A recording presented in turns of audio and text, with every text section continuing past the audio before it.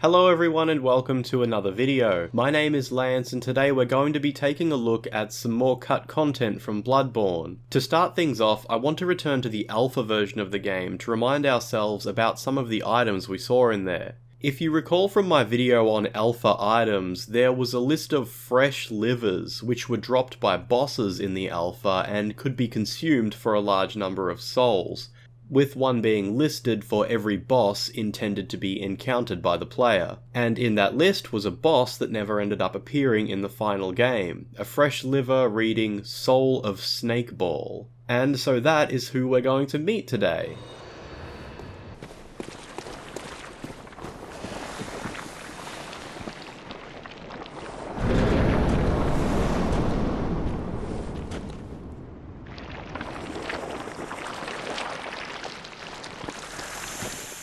This boss is literally named Snakeball, although the kanji used for its name is one primarily used in Japan for a type of firework that in English we'd usually call a black snake or Pharaoh's serpent. I'm going to keep calling it Snakeball though because the developers actually wrote its name as such in English inside the AI scripting system.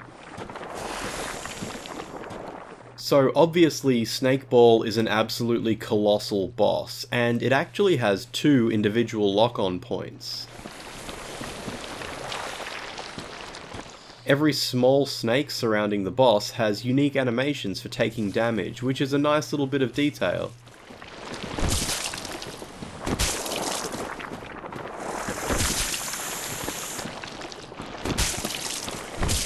Interestingly, after attacking the boss for some time, it eventually becomes staggered.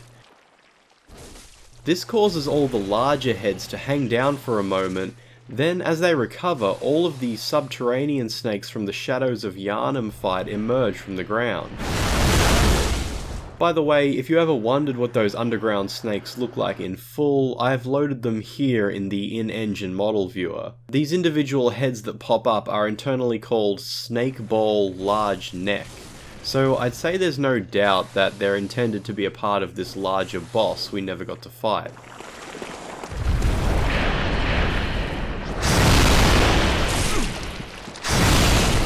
As you can see, the Snakeball doesn't seem to have any AI, and it doesn't attack me at all as the battle script has been deleted from all the main areas of the game. Thankfully, this boss was also once intended to appear in the Chalice dungeon areas. No map files exist anymore that contain the Snakeball, meaning I can't simply generate a glyph to share with the world, but I was able to extract the AI files from the Chalice dungeon scripts and restore it to the other areas of the game. With this done, the boss behaves as intended.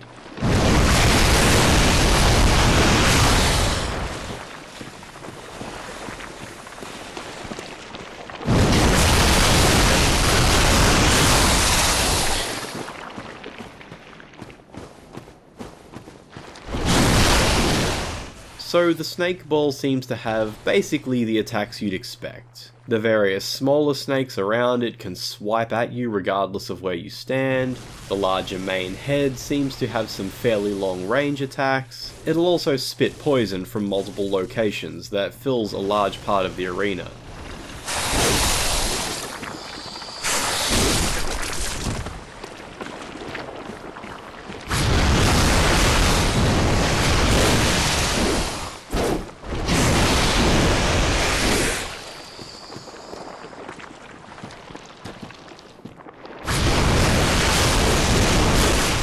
Please don't mind me showing lots of footage without too much to say, but this might be the only time anyone gets to see this enemy working, so it's better for me to show more than less.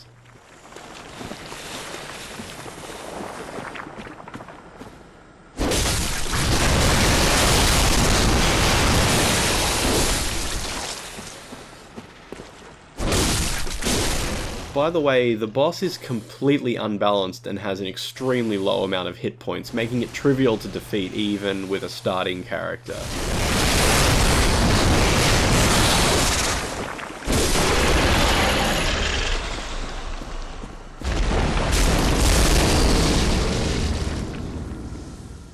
Let's switch back to the in-engine model viewer just to get an up-close appreciation of some of the details here.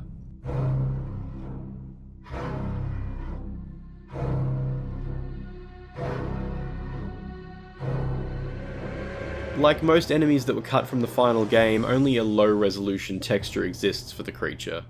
Here we can see that it also has an attack where it buries a number of its smaller heads beneath the ground.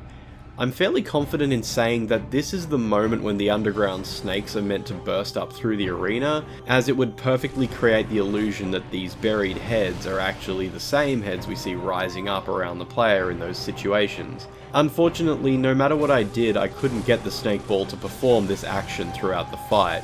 It seems to no longer be rigged up correctly. We can also see that it's meant to be able to pick up the player and eat them.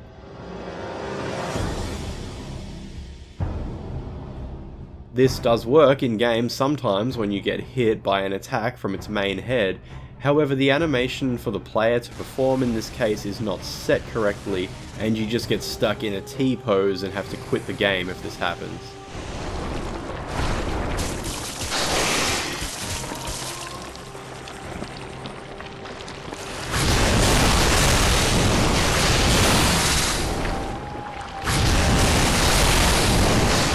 And for the most part, that sums up all there is to see of the snake ball fight. There's also a few other unused snake enemies that may or may not have been part of this boss fight, including this white snake, which appears to have lots of different configurations, leading me to believe it would have been placed in various different positions throughout the woods, popping out of holes to attack, or hanging down from trees. I loaded them into the game as well, but they don't do much of anything.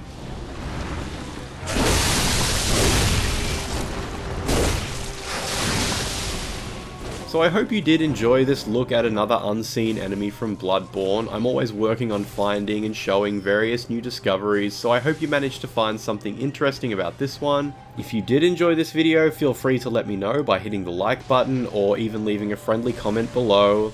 And if you haven't already, be sure to subscribe to keep up with my discoveries here. You can find more ways to support and follow my work in the description, and either way, thank you for watching. I'll see you next time.